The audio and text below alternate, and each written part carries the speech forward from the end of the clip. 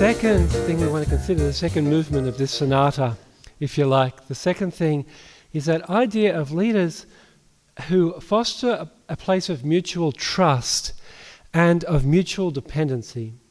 As a leader, I'm always growing, and my growing edge, maybe it's going to be all my life, is learning to trust people who I'm working with, the people who I might be senior to, or people who I'm partnering with in all sorts of capacities, giving away power and decision making and learning to trust. The idea of being mutually dependent with one another.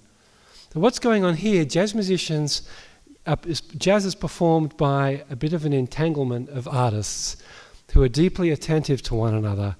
And jazz is a conversation that's full of listening, full of trust.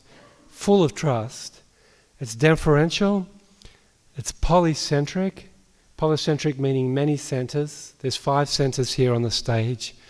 Jazz is mutually dependent, and it's creative and exploratory somehow with that mutual trust.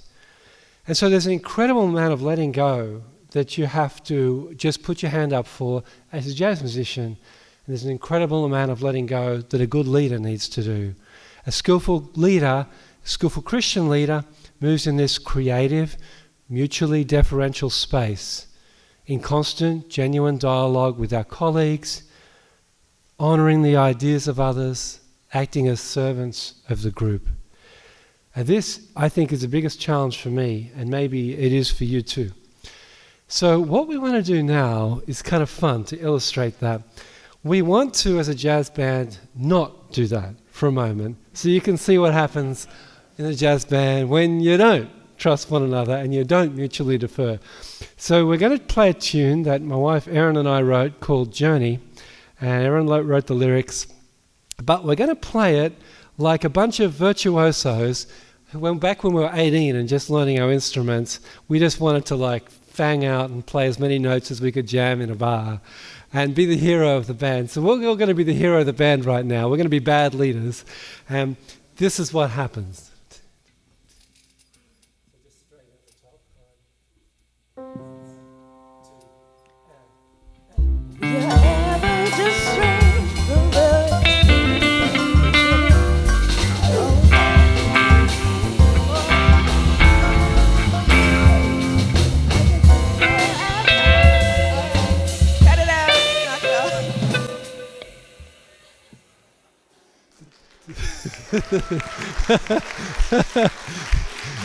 I thought, yeah.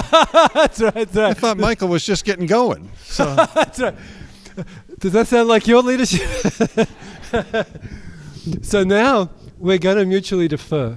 And by mutually deferring and trusting one another, we're going to get what's the core of any jazz performance, which is a groove.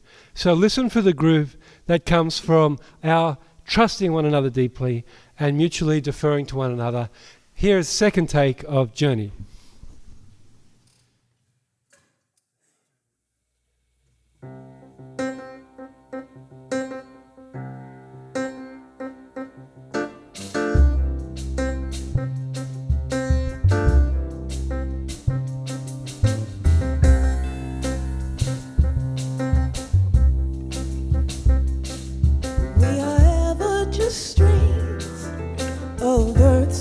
Beginnings, always longing to be more than we can be. I can't see where I've come from or where I'm going. I can only hear strings of that sweet, sweet song. Then to notice all's alive and that I'm alive and love. Content myself with this hidden work to collapse against your back. Since you're there with me, we are ever just strains of earth's sweet beginnings, always longing to be more than we can be. I can see where I've come from or where I'm going, yet deep down the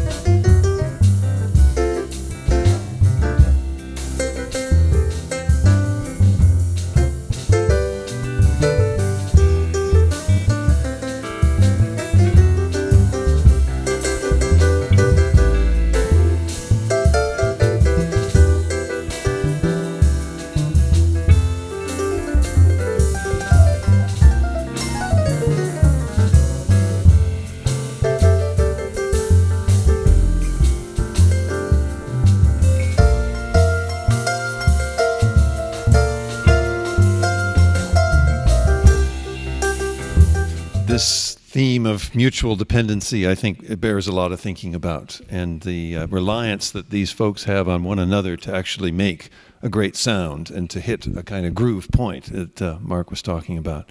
Bears really thinking about. One of the things that interests me in our thinking about leadership is the relationship between leading and following. And often we assume from the get-go that leaders lead and followers follow. But actually, the more you think about it, the less true that actually is. That leaders are also following and followers are also leading. And that's beautifully illustrated by what goes on here, because there's a taking of turns of who's actually leading and who's following who. There's not a set leader per se. There's a kind of rotation and a mutual trust that makes it possible to actually share leadership like that.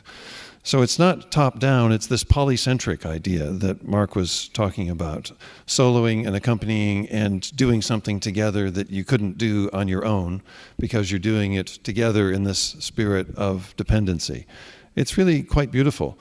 What would it mean to be really embracing a kind of mutual dependency and bringing others into the conversation, bringing others into a table of discussion, bringing others into a shared decision rather than everything being followers on one end and leaders on the other end of our doing. So I'd invite you to think about that. That's our second invitation of the evening. Yeah, that's great. We're going to come play a tune now. It's Miles Davis' old tune 4. And just to echo what Jeff said, to me, one of the scariest things that I can do as a leader, and we all have our own different personalities, and my scary reflects my personality. One of the scariest things I can do as a leader is to invite other people to the decision-making table.